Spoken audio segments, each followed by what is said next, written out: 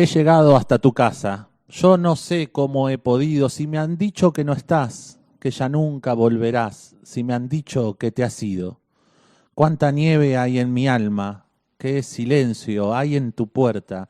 Al llegar hasta el umbral, un candado de dolor me detuvo el corazón. Nada, nada queda en tu casa natal, solo telarañas que teje el yuyal y el rosal. Tampoco existe y es seguro que se ha muerto al irte tú. Todo es una cruz. Nada, nada más que tristeza y quietud. Nadie que me diga si vives aún, dónde estás, para decirte que hoy he vuelto arrepentido a buscar tu amor. Gestos erróneos. El cabello tomado con hebillas y tu corazón, pequeña luz en mi cuaderno. Ay, guacho, cómo tira este corazón. Me gustan los perros. La página en blanco es un desierto ardiente y peligroso. ¿Cómo soportan la vida? Gestos Lo siento, madre, me confundí y me compliqué. Pienso que las cucharas quizás se hicieron remo. erróneos. Gestos erróneos. Muy buenos días para todos, todas y todes en esta maravillosa ciudad tandilera y en este vasto universo que nos alberga. Capítulo 132 de este mítico programa de la Radiofonía Nacional intitulado Gestos Erróneos y que tanto nos gusta hacer. Este capítulo 132 que está saliendo por Radio Magma lo hacemos acompañados de dos personas maravillosas que voy a proceder a presentar. Primero voy a presentar a quien se encarga de tratar de colocar ese sonido que le llega a sus oídos de la mejor manera y que magistralmente mueve como un mago justamente esos botones para que eso suceda. El mismísimo señor Gabriel César. ¿Cómo estás, Gaby? Bien. El maravilloso gesto silencioso que hace siempre, hoy con una pequeña sonrisita, lo voy a decir, que me gustó esa pequeña sonrisita y unos ojos que denotaban un pensamiento de fondo que no sabremos. Y al lado mío, la persona que hace que mis palabras se puedan sostener en el aire, la persona que acompaña, que rebota, que pimponea, que logra que este programa sea mucho mejor que cualquier otro, el señor Darío Palito Ledesma. ¿Cómo está, Darío? Bien, todo muy bien. O Palito. Palito, quien acaba de hacer esta presentación, quien el fin de semana fue titulado como el novio de todo el mundo porque fue repartiendo amor y cariño a toda persona que se cruzaba, la abrazaba y le decía, hola, qué lindo que sos, qué linda que sos. A todas las amistades que fue encontrando en un festejo que tuvo y por eso fue titulado como una persona que dio muchísimo cariño, el querido Facundo Di Paola. Les traigo amor. Les traigo amor. Les traigo paz. Bien, Dipa, muy contento de estar en este capítulo 132, un capítulo especial para nosotros. Ya iremos hablando después cuando llegue el segundo bloque y hablemos del invitado del día de hoy. Pero bueno, tenemos otras charlas antes que eso. Sí, total. Te voy a preguntar entonces, Palito, ¿qué arrancaste leyendo y por qué? Bien, leí el principio de la letra de El Tango Nada de Sí. José Dames. Con hermosas rimas y ese tono. Casi me pongo a cantarlo en un momento. Sí. Dije, ya fue, lo canto, pero después dije, no voy a cantarlo. Nada queda en tu Qué lindo. Qué tangazo. Lo traje porque me gustaba la idea de llegar a una casa y que no esté alguien en esa casa y que esa casa está abandonada y que esa casa te dé un montón de preguntas. Y recién vos dijiste algo muy cierto, porque yo lo traje pensando en que en esa casa, como está escrito por un varón y está cantado por un... Lo interpreta mucha gente, pero no sé, me imaginé que ahí había una mujer, ¿no? El pensamiento heterosexual dijo, bueno, canta un hombre, hay una mujer. Y vos recién decías, che, no hay nada, no hay ninguna marca de género que diga qué es lo que había en esa casa o quién estaba en esa casa. Pero bueno, yo pensé en un ella y en eso me imaginaba, bueno, ¿por qué una persona y no algo diferente como la libertad, la democracia, que está esperando en esa casa y que no está más en esa casa, ¿no? Me preguntaba eso. Y lo pensaba también en torno a que ahora viene uno de los momentos que mayormente relacionamos con la democracia, que es el ir a votar el domingo. Y para ver qué nos estaba pasando con eso, qué sentimiento estamos teniendo con las elecciones, con este contexto. Y me parecía que era un buen puntapié para eso. ¿De qué te reís? No, de que esta idea de qué nos estaba pasando con eso, nada queda. Nada queda. Nada queda. Me da el inicio de la frase es nada Sí, queda. yo después recién te decía que nos preguntaran, bueno, si no está acá, en esta casa, donde avanzó la telaraña y hay un yuyal y el rosal está muerto, ¿dónde está? ¿No? Bueno, ¿dónde está nuestra democracia? Obviamente sabemos que no está solo en ir a votar. No, la claro. democracia se construye en un montón de ámbitos diferentes y que se profundiza en un montón de maneras diferentes, que es una discusión que tenemos que tener de vuelta. Pero bueno, ahora estamos en torno a este momento de nuestra democracia, que es ir a tomar una decisión en una urna. Decime. No, esto que está buenísimo, el planteo, que es algo que venimos hablando programa a programa, esto de cómo construimos la democracia, que no sea solo electoralista y, digamos, Sí. y del voto, digamos, y solo centrada en el voto, digamos, cómo construimos una democracia que construya debate puerta a puerta, que construya debate en las calles, que construya otras cosas, digamos, que construya disputa de fuerzas también, que es lo lógico de la democracia, porque digo eso, no todos tenemos los mismos intereses y todos tenemos que convivir en un mismo país, y esa disputa de fuerzas tiene que estar, digamos. Pero también pensaba en esto de que a mí como padre me pasa algo, por ejemplo, que todo el tiempo me doy cuenta que cada vez que instalo, digo, listo, este niño, en mi caso, digamos, Danilo, ahora este niño que está creciendo, es de esta manera, listo, ya me estabilicé, está todo bien, vamos a poder andar súper, ¿no? Y cambian, Sí, re. digamos. Y me parece que un poco nos pasa eso con la democracia. Todo el tiempo tenemos Está que buscar cambiando. lo nuevo. Todo el tiempo está cambiante y está cambiando. Y tenemos que encontrar algo nuevo, algo novedoso para construir el futuro, por decirlo de alguna manera, digamos, para construir lo que vendrá. Y bueno, ni hablar que con las nuevas tecnologías y eso, esa democracia ha cambiado mucho, digamos. Porque ya es una democracia que está todo el tiempo de alguna manera tambaleando porque nunca crees en nada de lo que está sucediendo, entonces esa no creencia nos hizo mover un montón de cimientos donde estábamos parados, digamos. En un momento creíamos en el periodismo. Sí, estamos en un momento de una Bueno, crisis muy grande, digamos. claro. Ese es el tema también. ¿Qué hacemos con esa crisis que es tan grande, tan fuerte, y que todavía no sabemos qué de todos los, no sé, iba a usar la palabra valores, pero no voy a usar la palabra, de todos los acuerdos, ponele, que teníamos como en esta sociedad, cuáles siguen estando ahí vigentes y cuáles no? Digamos, por ejemplo, cuando fue la primer marcha para defender la universidad, ahí por un momento sentimos que había algo de, che, acá estamos todos, en esto estamos de acuerdo, ¿no? Bueno, ¿en qué otras cosas todavía estamos de acuerdo? Y hacen que podamos construir o seguir, porque no, si no es la sensación de que todo está en cuestión, ¿no? Todo Sí, está en crisis. exacto. Bueno, ¿qué cosas están en crisis y qué hacemos con eso, no? ¿En qué cosas estamos de acuerdo y cómo construimos la forma de defender o de afianzar esos acuerdos, digamos? Que creo que ahí es donde muy bien Más no sabemos tambaleamos. qué hacer, digamos. Y yo creo que no estamos usando la palabra crisis. No sé si la estamos usando lo suficiente. No sé, yo la uso un montón porque Sí. siento que estamos en crisis Sí, hace un hace montón, de digamos. tiempo. Pero creo que es, digo, en general me parece que una palabra que por ahí algunas personas Sí. las tenemos más incorporadas, pero otras personas no es algo que se usa de decir, che, esto es una crisis. Sí. Con todo lo que significa esa palabra. Bueno, ¿y qué hacemos con esa crisis? Pues uno podría decir, bueno, el gobierno actual está en una crisis.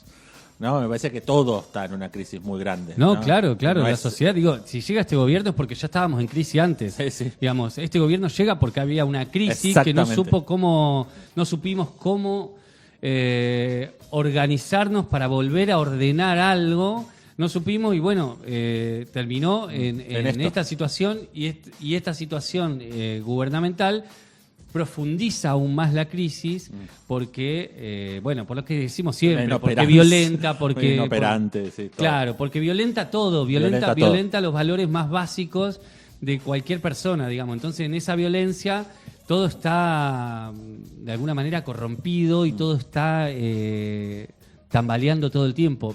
Entonces ahí tenemos que volver a pensar lo nuevo. ¿Qué hacemos ahora, digamos? Sí, yo coincido en eso con lo de la crisis, de que esta crisis viene de antes y por eso pasa esto. También por eso yo creo esta idea de que la derecha no es que surgió y desapareció, sino que es la representación de representa un discurso que estaba ahí, digamos, no que apareció de repente. Digo, el discurso de derecha está. Lo que pasa es que es cuando viene alguien y lo representa y cuando no, digamos. Y quiénes o qué representan nuestros discursos, ¿no? Que no son de derecha. Pero bueno, si alguien está escuchando del otro lado, está ahí prestando atención, le gusta lo que estamos charlando y quiere opinar, o mandarnos un mensaje en este ratito o en el bloque siguiente, opinando de lo que quieran, de lo que estamos charlando, nos pueden mandar un mensaje al chat de YouTube si nos están escuchando en vivo, si nos escuchan en diferido o no están cerca de una compu o de un teléfono para mandarnos por YouTube. Un teléfono lo van a necesitar igual porque nos pueden escribir a nuestro Instagram, que es Gestos Erróneos, nos pueden etiquetar una historia, mandar un mensaje, lo que quieran. Y otra manera de comunicarse con nosotros es a través de una carta. Sí, exactamente. Una carta para vos que estás del otro lado, para vos que a veces pensás que no hay nada, siempre va a haber un papel y una lapicera y eso jamás va a entrar en crisis. Siempre va a estar dispuesto a estar con vos para que vos puedas decir: hay alguien del otro lado, alguien va a encontrar este papel, alguien va a encontrar esto que yo estoy haciendo acá y en algún momento esa persona va a aparecer, va a tener su presencia. Así que escribí esa carta y mandánosla. La podés hacer llegar a Irigoyen 882, a el Centro Cultural Artiparte para el programa radial Gestos Erróneos, el código postal de Tandil es 7000 si no vivís acá, y mandás esa carta como el sobre entra a la urna. Si yo supiera quién tendrá mi amor iría todo bien, soñar con un querer. Gestos Erróneos, el silencio ensordecedor de las 7 de la tarde. 4. Ensayo vivir. ¿Quién fue el que dijo: Señor, ¿por qué me has abandonado? Un Dios, sin duda. O un hombre hace minutos, ya sin boca, con el paladar vuelto al sol. Descuidemos que no sea el pelo, la uña, nuestro más triste frío que nos diga: Señor, ¿por qué me has abandonado? Es que andamos tan humanos, todos somos dioses. Nuestro zapato un dios, nuestro paso un dios, nuestro miedo un dios. Vayamos a terminar nuestros días como buenos dioses crucificados. Bien, y seguimos en este capítulo 132 de Gestos Erróneos. Acabamos de escuchar un poema del invitado del día de hoy, Miguel Ángel Bustos, leído por su hijo, Emiliano Bustos, a quien le agradecemos muchísimo el aporte, el habernos... vamos a ir escuchando durante este bloque algunos poemas que lee él y que seleccionó especialmente para este programa, así que le mandamos un gran abrazo. Queremos hacer dos aclaraciones. La primera es que este programa de nuevo va a quedar corto para la cantidad de información, ganas de charlar que tenemos sobre Miguel Ángel Bustos, y también si Emiliano está del otro lado y nos está escuchando, si ve que cometemos algún error en algún dato o algo, bienvenido la corrección. Hicimos todo lo posible en la investigación para ser lo más rigurosos posibles, más allá de que nosotros después charlamos mucho en torno a esas cosas que fuimos encontrando, pero bueno, yo recuerdo que cuando vino, a ver si ustedes lo piensan así también, cuando vino por primera vez Julián Assad, sí, que lo invitamos acá a Tandil y estuvimos charlando con él, él nos habló de Miguel Ángel Bustos. De hecho nos dijo que tenía que ser nuestro próximo invitado en un momento, sí, ¿no? Y ahí quedó pendiente Miguel Ángel Bustos, y hoy volvimos y dijimos, bueno, es el momento de abordar su obra y su persona, así que bueno, estamos en eso. Le pedimos disculpas a Julián que tardamos varios programas más en hacer el programa de Miguel Ángel Bustos, pero bueno, también ahí creo que nos tomamos el tiempo para ir reconociendo la figura de Miguel Ángel Bustos en nuestro mundo, digamos. Sí, lo que También pasó es fue eso. que después de que Julián lo nombró, Exacto. empezó a aparecer. Leíamos Exacto. cosas y estaba Miguel Ángel Eso. Bustos. Y leíamos algo del otro lado y Miguel Ángel Bustos. Y estaba ahí, estaba en todo un montón de lugares donde quizás no le habíamos prestado atención hasta que Julián nos dijo, che, presten atención a... Exacto, tuvo su decantación lógica y está buenísimo. Vamos a decir un poco quién es. Yo tengo una breve biografía de quién Dale. es Miguel Ángel Bustos. Nació en Buenos Aires, Argentina, el 31 de agosto de 1932. Entre 1952 y 1956 desarrolla su pasión por los idiomas. Esto también a mí me llamó la atención. Inglés, francés, portugués, italiano. Sí, era traductor, incluso traducía poesía, ¿no? Que siempre hablamos lo complejo que es traducir poesía. Exacto. Y estudia hasta tercer año en la Facultad de Filosofía y Letras. Entre 1960 y 1963 viaja por el norte del país, Brasil, Bolivia y Perú. Eso también es otro dato que a mí siempre... ¿Te acordás que con Diana Velesi nos pasó lo mismo? Digamos, hay algo de los viajes por Latinoamérica, porque aparte no es cualquier viaje, porque tenemos otra formación de poetas que pensaban más en Europa. Y justo Miguel Ángel Bustos hace este viaje a Latinoamérica y piensa mucho en las culturas precolombinas. Luego, Sí. a mí me parece que hay algo ahí que es difícil tal vez de saberlo, es tal vez una intuición, pero bueno, hay algo de ese viaje inicial que tal vez lo lleva a todo este placer por estudiar las culturas precolombinas. Re. Yo anoté ahí, por ejemplo, que bueno, también era dibujante. Era dibujante, Era justo dibujante tenía también, eso está buenísimo. Y que, bueno, después podemos hablar un poco de eso. Por ejemplo, algunos de sus libros fueron prologados por Juan Gelman, otro fue prologado por Marechal, Sí. ¿no? Que es muy, muy particular. Visión de los hijos del mal, de Sudamericana, en 1967. Y en el 68, por ese libro, obtiene el segundo premio municipal de poesía. Mientras él está en vínculo con Sudamericana, conoce a su compañera, que es la mamá de Emiliano, que nos lee los poemas. Y entre el 68 y el 75 obtiene la beca del Fondo Nacional de las Artes y con esto arma su último libro. El 30 de mayo de 1976 es secuestrado por un grupo de tareas. Y de eso vamos a hablar también, de esa desaparición física, pero también de su desaparición simbólica o su silencio simbólico, que viene después de esa desaparición física, que es la de qué pasa con su obra, cuándo se vuelve a publicar, cuándo vuelve a circular esa obra, ese silenciamiento también simbólico, ¿no? Ahora podemos hablar un poquito también de eso. Sí, total. También ilustró sus propios libros, que también a mí me parecía, y los dibujos me parecían como alucinantes. Sí, si andan por ahí, no ahora, o háganlo mientras están Claro. escuchando, pero googleen, busquen las imágenes porque tiene vos decías misterio, ¿no? Había una cosa muy misteriosa. Sí, para mí hay algo, sobre todo en los primeros en esa...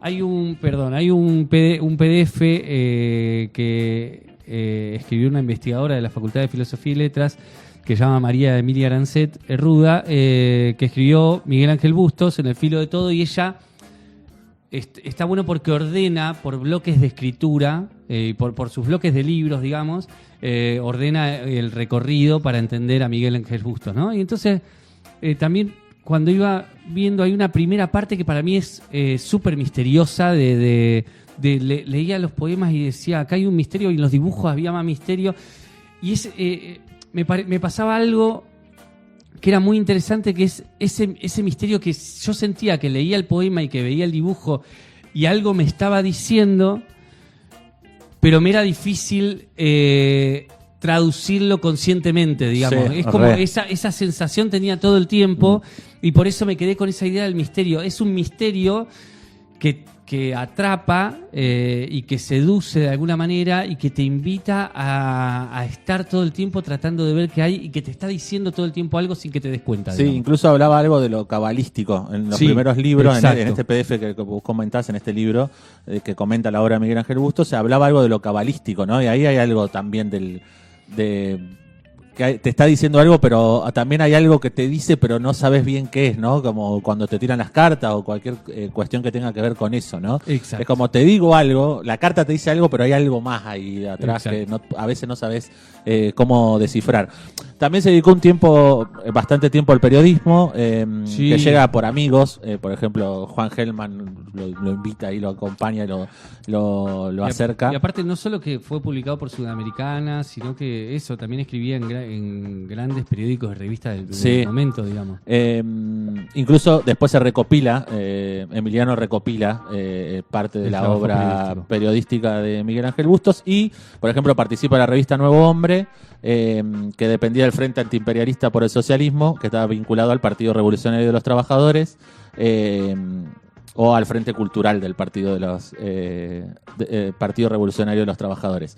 Hay una cuestión que me interesaba. Yo escuchaba una entrevista donde Emiliano habla con un periodista y van charlando un poco del labor periodístico de Miguel Ángel, pero también de su militancia y demás. Y ahí hay un momento muy particular porque Emiliano dice, no, porque mi viejo tenía una militancia de superficie, ¿no? Y la charla sigue hasta que el periodista le dice, bueno, hoy vos recién comentabas que era una militancia superficial.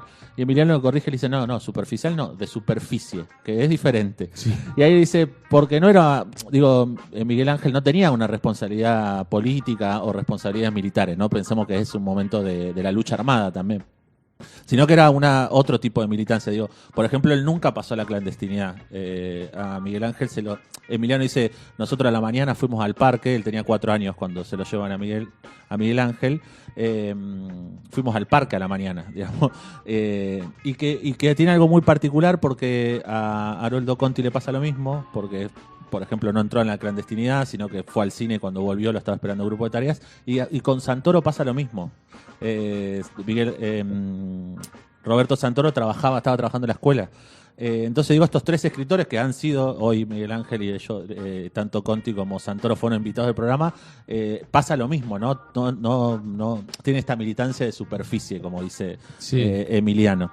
Y perdón, hago también una acotación porque pensaba en Juana Vignosi cuando decía, bueno, a mí no me gusta que también vivió una época, también era afiliada al Partido Comunista, que decía, a mí no me gustaba la lógica del poema panfletario, que es algo que tampoco sucede. No es que su poesía es sumamente política, pero no es panfletaria. Pero no está inmersa en yo tengo que decir esto por una causa específica, sino que sigue su curso poético y la política también se mete por otros costados que forman parte de esa lógica de construcción misteriosa, ¿no? Sí, que eso se cuela siempre, lo hemos charlado muchas veces. Total. Eso se cuela siempre, no es necesario hacerlo explícito. Bueno, y ahí, después de su secuestro y desaparición, viene ese silencio simbólico, ¿no? Porque recién se puede hacer una poesía reunida en el 98, que la tarea la empieza a hacer la mamá de Emiliano, que fallece en el 93, así que no llega a ver esta poesía reunida, pero sus obras completas, su poesía completa se publica recién en el 2008. Pasan 30 años hasta que se publica. Un montón. Es muchísimo tiempo, digamos. Entonces ahí también tenemos una tarea a quienes nos gusta la literatura, la poesía, de, esta obra, ¿no? Que estuvo silenciada durante todo este tiempo. Y ahí me parece que el trabajo que ha hecho Emiliano y las diferentes editoriales que han acompañado estas publicaciones es de muchísima importancia, ¿no? Que podamos ir sorteando ese silencio y discutir ese silencio, ¿no? Total. Me parece impresionante eso también. No, acá yo traje también un poema que un poco dice, el poema se llama Soy Inmortal, o poema Soy Inmortal, y dice, creo que el poema, con dientes y alma, capaz de andar 100 siglos, con una vuelta de sangre vive, desnudo, brutal, oscuramente humano, ¿no? Y en relación a esto, lo traje en relación a esto porque también traje algunos fragmentos que iban diciendo también distintos autores y distintas autoras sobre Miguel Ángel. Pero me parece súper interesante cómo ahí en ese poema él dice, el poema tiene una potencia existencial que dura y que vive más allá de la carnalidad del cuerpo, ¿no?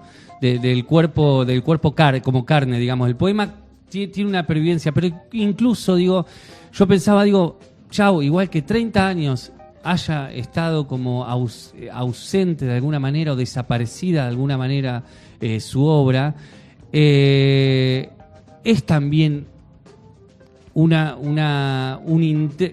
gran intento de silenciar, incluso aunque el poema, aunque sabemos que la imprenta y que esto, ya nos da perdurabilidad, pero incluso aunque el poema siga luchando para aparecer, ¿no? Sí, incluso es algo muy particular que dice Emiliano en la nota, antes que volvamos a escucharlo leer un poema.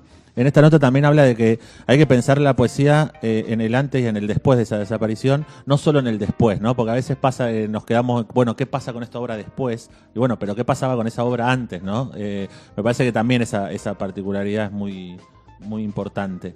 Si quieren, volvemos a escuchar a Emiliano. Vamos. 117. Si te sintieras sol en la mitad del camino de tu vida, perdido para siempre en el corazón oscuro de tu cuerpo, ¿dónde ubicarías el infierno y dónde el purgatorio? Para el primero dirías, lo que veo, lo que me ahoga, siempre es el infierno, el día que nos ciega ocultando la revelación es el infierno. Definirías al purgatorio como el amor, como el uso del amor que hace lejanos dos cuerpos. Solo lo que es único, solo lo que es santo en su unidad perfecta ama, porque amor es la suma de todas las posibilidades, se cumplan o no, realizadas fuera del tiempo por toda la eternidad. Pero no niegues el paraíso, el terrible jardín perdido, algo que nos hiere más allá de todo límite, que nos arranca de la prisión del cuerpo, que nos alza perdidos de nosotros mismos. Por llegar a todo es el paraíso. Esta armonía en la luz es la sombra del paraíso. Y la sombra anuncia, llama. Por la sombra se adivina el cuerpo prometido. No. Impresionante. Sí, volvimos a escuchar a Emiliano Bustos poniéndole voz a un poema de su papá, Miguel Ángel Bustos. Yo traje un momento a un fragmento de Joan Lidgren, que es una de las traductoras de Miguel Ángel Bustos, que se fue traduciendo a diferentes idiomas. Y es muy particular, lo traje porque habla un poco de lo difícil que es la traducción, pero al contar por qué es difícil, un poco se pone a contar o a definir un poco la poesía de Miguel Ángel Bustos. Dice, es difícil traducir a Bustos porque escribe en varias voces, estilos y formas. Tuve que distinguir entre la voz de un conquistador español, la voz de un indígena, la voz de Bustos como profeta, ¿no? Recién tenía algo de eso, el poema que vamos a escuchar, sí. A mí por lo menos me dio esa particularidad, me pareció eso, ¿no? La voz de Bustos como profeta, como ángel caído, como hombre desconsolado. Hay ciertos rasgos muy comunes en la poesía de Bustos que desafían al traductor. Por ejemplo, emplea mucho el hiperbatón, la alteración del orden habitual o convencional de las palabras en la oración, sin puntuación, en los poemas en prosa para que la frase se lea distintamente hacia adelante y al revés. Y cita, una vibrante rama de acero estará en las venas el amor que hoy tengo, un grito brutal olvidado muerto. Este efecto proviene del fragmento, que no importa cuán largo o pequeño sea, siempre tiene este giro lingüístico en el que el centro que le da es el centro el que le da su fuerza, ¿no? Ahí vuelve a aparecer lo que vos decías de un poco ese viaje por Latinoamérica que trajo, ¿no? Porque dice la voz de un conquistador, la voz de un indígena. Y después, para mí, lo del profeta, el ángel caído y el hombre desconsolado, me parece que también son ahí características de esa voz o de ciertos momentos de su voz, ¿no? Porque también una cosa que veíamos que cambia mucho de libro a libro también, ¿no? Por eso también en este artículo que vos citabas al principio de esta persona que analizó un poco la obra de Miguel Ángel Bustos, es muy diferente cada fragmento de ese libro porque aborda momentos diferentes. Y un fragmento pequeño del prólogo que hizo Juan Gelman sobre Miguel Ángel, del libro El corazón de piel afuera, dice: en Corazón piel afuera circula límpido el poema, bajo la palabra exacta y tensa. Allí, en este libro sin antecedentes en la poesía argentina, Miguel Ángel Bustos, en plena juventud, 26 años, reúne asombros y milagros, vuelo lírico poderoso y maduro, inesperado y tierno. Hermoso. Bien. Yo no sé, tengo varias cositas más, no vamos a llegar a todo, pero hay algo que con esto que decías de más allá de que él estaba muy interesado en las culturas precolombinas, de que lo dijo, de que, si no recuerdo mal, en sus encuentros con el Tata Cedrón charlaban sobre esto. Sí.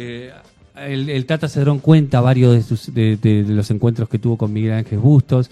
El Tata De hecho, Cedrón, bueno, músico, grabaron es eso. un músico tanguero. Músico argentino, integrante del Cuarteto Cedrón, y a su vez grabó un disco el Tata Cedrón con poemas de Miguel Ángel Bustos. Entonces, digo, en toda esta cúmulo de lecturas y en esta idea de que se nos aparece de que cada libro es diferente, yo leía el libro que se llama Empieza el Himalaya y me vuelvo a pasar esta cosa de la toma de notas que me puse el Himalaya solo. Y tiene otra parte el nombre. Tiene otra parte, ahora lo vamos a buscar. Y me anoté un fragmentito que habla sobre el Himalaya porque a mí me llevó a pensar o me hizo recordar, yo leí el Zaratustra de Nietzsche a los 19 años, 20 años, o sea que hace mucho tiempo, pero un poco me recordaba esa idea de peregrinaje o de meditación en torno al suceso, en este caso latinoamericano. El Zaratustra tiene una lógica y esto tiene una lógica de pensarlo, de pensar Latinoamérica desde un lugar poético, ¿no? Sí, sí, y de vuelta al profeta, ¿no? Exacto, y de vuelta al profeta un profeta pensando esa Latinoamérica. Y dice ahí el fragmentito que rescaté, dice: el Himalaya permite ver cómo el sujeto, primero elegido y luego iniciado, pasa a ser peregrino y después iluminado, siempre en un sentido místico y a la par con una más o menos velada referencia a la historia latinoamericana. Texto abigarrado y polifacético para abordar el cual hemos elegido algunas líneas o caminos de acceso que resultan clarificadores de una obra por demás compleja. Así llegamos a que efectivamente se trata de un laberinto, ¿no? Entonces aparece ahí también esta idea de laberinto y esta idea de iluminación en un sentido místico, digamos, como esa idea de...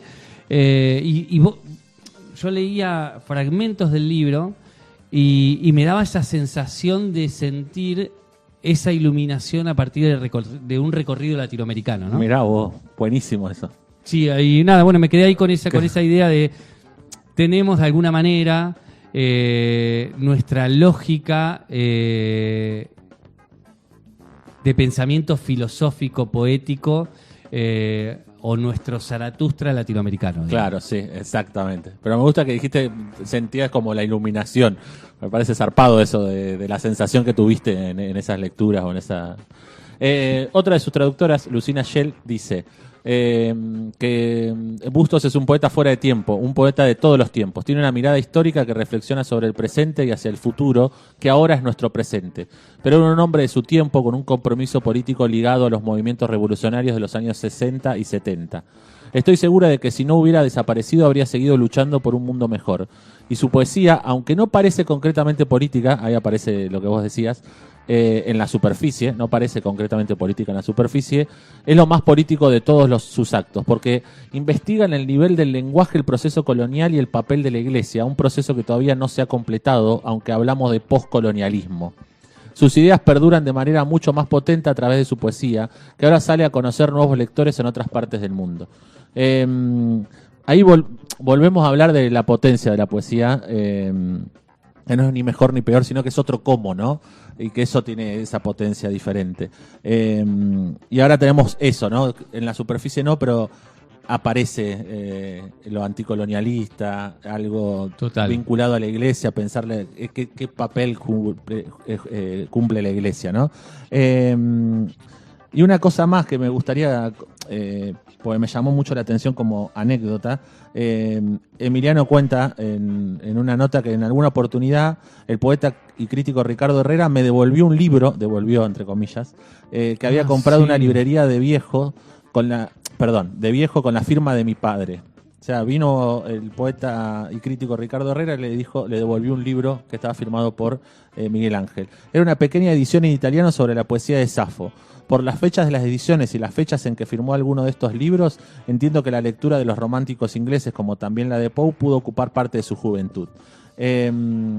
Nada, me pareció, y después dice, en cuanto al libro que me regaló Herrera, me hace pensar que las bibliotecas son construcciones y también destrucciones. En ellas operan las opciones personales y el tiempo y la ausencia. No sé qué otros libros de mi padre pueden andar por ahí. Tal vez tradiciones enteras como la lectura de Safo que no tenemos, al menos por ahora, posibilidad de recuperar. Nada, me parece tremendo, ¿no? Que el libro vuelva.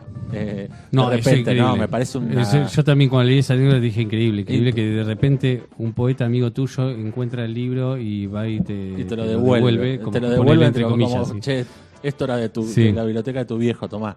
Y después una cuestión más que me gustaría traer porque lo recordaba cuando hablábamos con Julián Assad, que él nos contó cómo había testimoniado. Él tenía Julián Assad, poeta, sus padres detenidos desaparecidos, que fueron secuestrados cuando él tenía 6 meses, pero él testificó en el juicio. Leyó algunos poemas y él decía que fue como una performance poética. No sé si usó la palabra performance, pero que fue poético su testimonio. Y hoy, en la entrevista que escuchaba de Emiliano, él testificó 3 veces, tenía 4 años y dice que tiene algunas imágenes de ese momento. Pero que la última vez que testimonió pidió pasar audios de su papá leyendo poemas, un poema de Blake, de William Blake y de Goethe, que él cree que son traducciones que hizo Miguel Ángel Bustos. Entonces, de vuelta, ¿no? La idea de los testimonios en los juicios de lesa humanidad, la poesía, ¿no? Apareciendo, irrumpiendo en esos testimonios, ¿no? Nada, me pareció también ahí como un puente entre Julián y Emiliano, que son amigos. Entonces me pareció también eso para traerlo. No sé si algo más para agregar. No, me quedo pensando un poco en esto, también en la diversidad de lecturas que tenía Miguel Ángel Bustos, digamos, porque también aparecía mucho esto de esa diversidad de lecturas, de su interés por la filosofía, digamos, había como un interés por la filosofía, por la poesía, había como un interés muy grande, y por las culturas precolombinas, como dijimos. Acá encontré también un testimonio del Tata Cedrón que dice: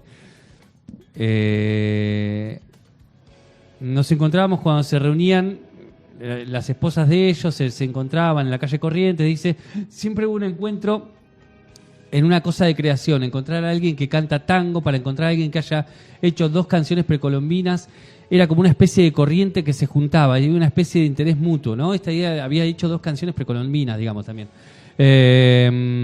Había una especie de interés mutuo. Cuando aparezco yo cantando canciones precolombinas, Miguel Ángel ya había hecho el viaje, un periplo por Latinoamérica que marcó la existencia y la obra de Bustos, dice el Tata Cedrón, ¿no? Y entonces ahí hubo como un acercamiento del mismo cuadro, del mismo barrio. Después vino el quilombo de la militancia, no sabía que militaba. El Tata Cedrón no sabía que él militaba. Esto también un poco de la militancia de superficie. Eso, ahí está, que no me salía la palabra que lo iba a decir superficial, eso seguro. Era una militancia, digamos, clandestina. Tampoco sabía que militaba Santoro, dice. También lo levantaron.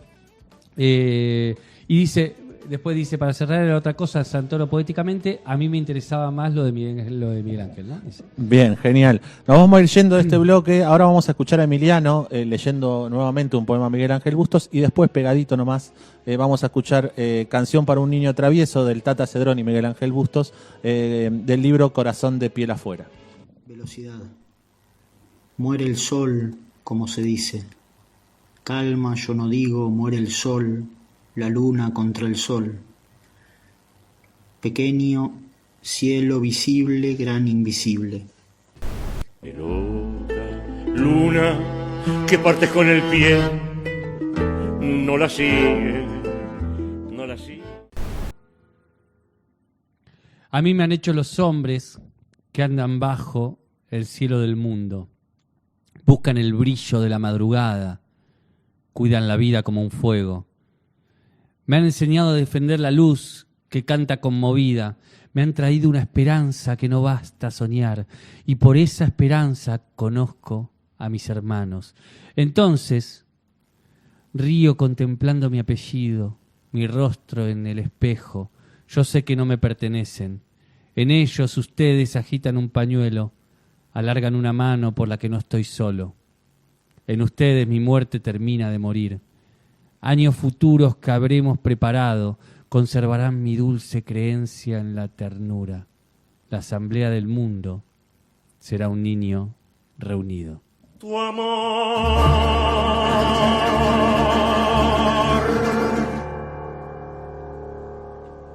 es como el hambre.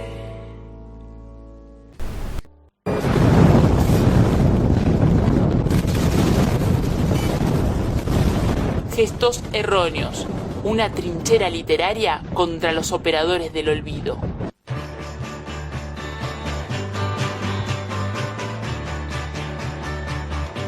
Y llegamos al último bloque de Gestos Erróneos. Estaba mirando el teléfono colgado viendo si alguien nos mandaba un saludo y no ha pasado. Y antes de seguir con este bloque le voy a preguntar a Facundo y Paula, ¿qué leíste y por qué? Me gusta esa rapidez. ¿Querés que arranque de nuevo más tranquilo? No, me encanta.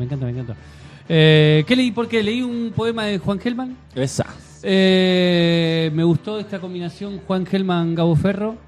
Lo traje porque me lo pasó una persona muy querida que trabaja en este programa, que se llama Gabriel César. Me lo pasó para algo que yo iba a hacer en la escuela y finalmente todavía no lo usé. Pero bueno, ya lo voy a usar y dije, ¿por qué no leer ese poema de Juan Gelman?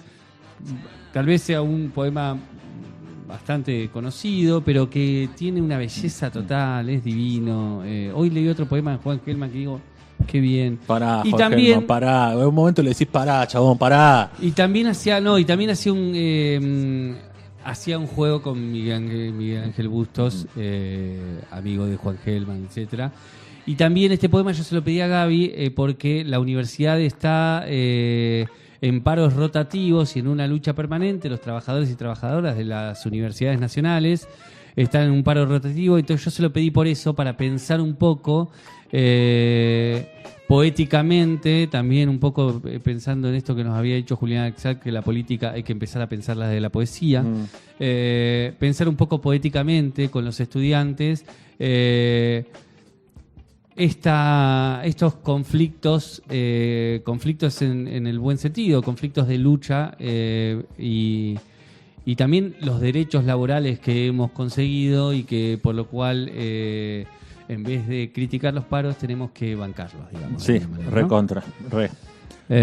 Porque son genial. años de luchas y Sí. años de muertes, digamos, de muchos muertos, de muchos perseguidos, etcétera, etcétera. Digo, también hay que pensar un poquito de que los derechos adquiridos hay que defenderlos. Hay que defenderlos, sí. Que un montón de gente luchó por estos derechos que Exacto. tenemos.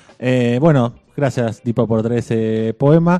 Hay que decir que Gabriel cada vez, en realidad siempre lo tuvo, pero una gran influencia en la producción de este programa. Sí. Está tirando unas magias descomunales. Maravilloso. Y cuando hacemos la presentación decimos que usa sonidos y botoncitos, pero es parte importantísima de la producción de este programa. No, y hace bueno, ya lo hemos dicho también, hace una gran investigación para elegir la música del programa. Digamos, no es que está, bueno, me tiro unos temas y ya está. Digamos. Hay un dato importante, es que si buscan Gestos Erróneos en Spotify, no solo encuentran nuestro programa, sino que si buscan una playlist, está la playlist con toda la música que ha sonado en Gestos Erróneos desde su primer programa. Exacto. Quizás no suena algún tema que no está en Spotify, pero si no, está toda la música. Son casi 16 o 18 horas de música, así que lo ponen en el aleatorio y es un delirio. Playlist con la que se está deleitando, nos dijo Darío Palito. Yo estoy extasiado, es lo que más escucho. Pongo aleatorio y veo. Hay momentos que hay que pararse, dependiendo del modo día, te tenés que parar y mover algún tema. Porque a veces, como bueno, no estoy para esto, pero funciona muy bien. Bien, bueno, ¿vamos a los saludos? Sí, claro que sí. Enviamos un saludo a Ediciones de Chapaleofú en el año de su aniversario número 29. Siempre a tu disposición para consultas sobre tus futuros libros, corrección de estilo y demás. Siempre con la consigna libros para ser libres.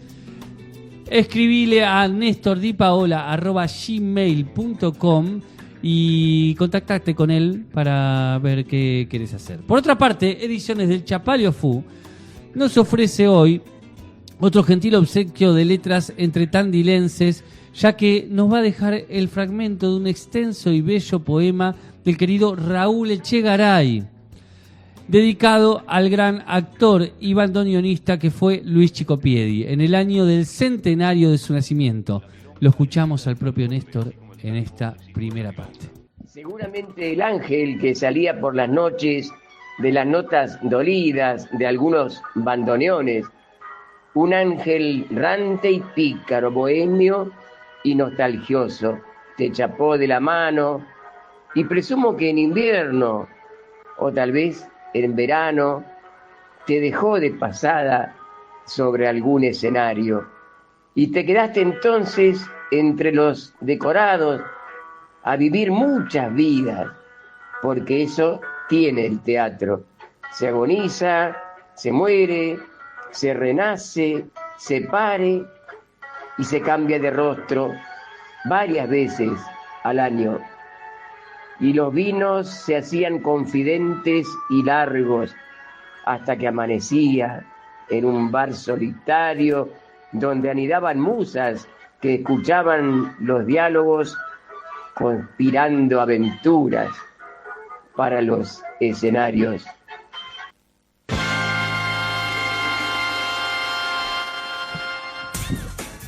Bien, y ese fue el poema que nos trajo Néstor para este nuevo episodio de Gestos Erróneos, allá desde Santiago del Estero. Ya debe estar por regresar, ¿no? Néstor Di Paola. Sí, es probable vamos a iniciar octubre con Néstor Di Paola acá, así que podemos empezar a planificar su venida a este programa, ¿no? Sí, su venida a este programa y nuestro ciclo de poesía y tango. Bien, me encanta. Vamos a tener que charlar un ratito. Tenemos que decir algo muy importante en este bloque. ¿Qué? Recordá lo que tenemos programa en vivo. Bien, eso. Bueno, vamos por los saludos. Vamos. Vamos a empezar saludando a Emiliano Bustos, que empezamos por ahí. Sí, claro. Emiliano Bustos, que nos ayudó con poniéndole voz a los poemas de su viejo. Esperemos haber podido acompañar de la mejor manera la poesía de Miguel Ángel Bustos, que Emiliano esté contento con este programa. Le vamos a mandar un gran saludo a Julián Azat, también amigo de este programa, que es quien nos contactó con Emiliano, que enseguida le escribimos y Julián dijo sí, tomen, hablen, charlen con él. Julián siempre está ahí cerquita de los gestos erróneos, así que también le mandamos un gran abrazo. Es como nuestro padrino. Sí, está en nuestro compadre. Nuestro compadre, me gusta más compadre. Sí. Sí. Bien. El cuarto, el Beatle. El cuarto Beatle. Le vamos a mandar un gran saludo a Raúl César. Sí, Raúl César, que acaba de mandar un video maravilloso sobre el programa, que lo podríamos publicar en redes. Hay que decir que Raúl César está haciendo videos, parece, y nos mandó uno de gestos erróneos, fotos de los erróneos, afiches de los erróneos, con música para ese video. Hermoso video, se lo agradecemos un montón. Es el Kubrick de este programa. Sí. Así que le mandamos un gran saludo a Raúl César, que bueno, y en el saludo a padres le voy a mandar un saludo a mi papá, que acaba de mandar un mensaje, a Polo, que dice saludos para los tres. Hoy me perdí el principio. Bueno, Polo, estuvimos hablando de la democracia, de las elecciones, así que podés ir a YouTube y escuchar el principio o esperar nada a que no esté en sepas, Spotify. Polo. Nada que no sepas. Así que esperemos que votes con conciencia. Le voy a mandar un saludo a mi hermano, que dice que en un ratito me pasa a buscar por acá. Todos los miércoles te estás clavando comida familiar. Sí. Bien, me gusta. Para que puse un video. Gaby acaba de eliminar una foto que iba a mirar y ahora está llegando la foto. Hay mensajes en el chat de YouTube que dicen. Sí. Mateo Fernández dice, programón, tengo Visión de los hijos del mal de Miguel Ángel, librazo. Vamos. José Managua dice, van abrazos gigantes desde el oeste. Y Mateo Fernández pues dice, la edición bellísima es de mi escritor favorito. Mirá. Mateo tiene un libro de Miguel Ángel Bustos y es su escritor favorito. Y José Managua desde el oeste. Nuestros oyentes de otras ciudades. Sí, ¿no? hermoso. Desde Córdoba y desde el conurbano bonaerense. Hermoso. El gran conurbano bonaerense que tanto queremos en este programa. Bueno, yo quiero mucho conurbano bonaerense, no sé cómo te llevas vos con el conurbano. El conurbano bonaerense para mí es una de las cosas más maravillosas que dio este país. Exactamente, estoy de acuerdo. Así que nada, yo soy muy fanático del oeste y de la zona sur también. Debo reconocerlo. En una época era muy fanático del oeste porque iba más para el oeste. Ahora también después empecé a conocer la zona sur y me hice muy fanático de zona sur. Y además el corazón industrial de este país, hay que decirlo también. Bueno. Bueno, está bien. Y de San Martín también soy muy fanático, que es una zona oeste extraña. ¿Del prócer? ¿Querés cruzar los el Andes? partido de San Martín. Porque ¿Cruzarías los Andes, ahí. Lipa? ¿Te animarías a cruzar los Andes? Sí, me encantaría. ¿Vamos? Bueno, dale. ¿Te animás a cruzar los Andes? Sí. ¿Estás para cruzar los Andes? Estoy entrenando, de hecho. Listo, perfecto. Estoy yendo a correr y eso.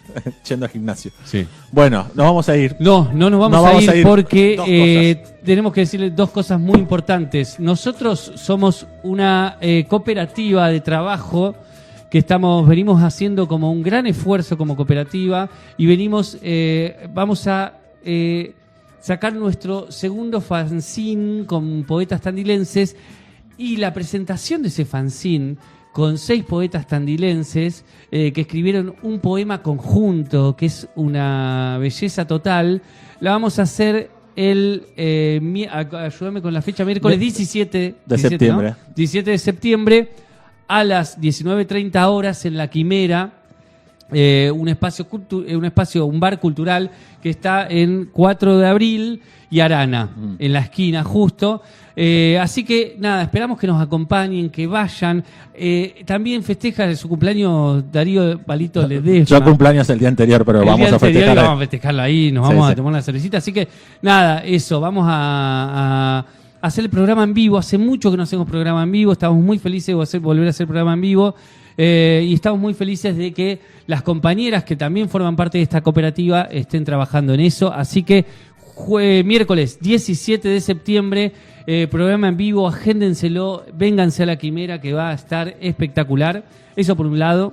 Leila festeja, dice, viene ahí la COPE. La cooperativa se llama Mínimo Vital y Móvil, nosotros somos parte de esa cooperativa. Sí. Una cosa importante para que nos están escuchando afuera, el programa después lo vamos a grabar y lo vamos a subir a Spotify, así que van a poder escuchar esa emisión posteriormente, pero bueno. No va a salir ese día por acá, va a ser grabado en vivo y después lo vamos a publicar el jueves o el viernes, cuando se pueda. Así que les esperamos ahí. Y hay una cosa más antes de irnos. Sí, y también si quieren brindarnos un apoyo a este programa, a esta cooperativa, a este esfuerzo grande que hacemos todos los miércoles, y a este esfuerzo que hacemos, pueden depositarnos unos pesitos, unos morlacos, algo que tengan por ahí guardado, y que digan, che, esto se lo voy a dar a los erróneos para que sigan laburando y que puedan continuar con su programa de radio, para pagar el espacio, para todo lo que necesitamos hacer.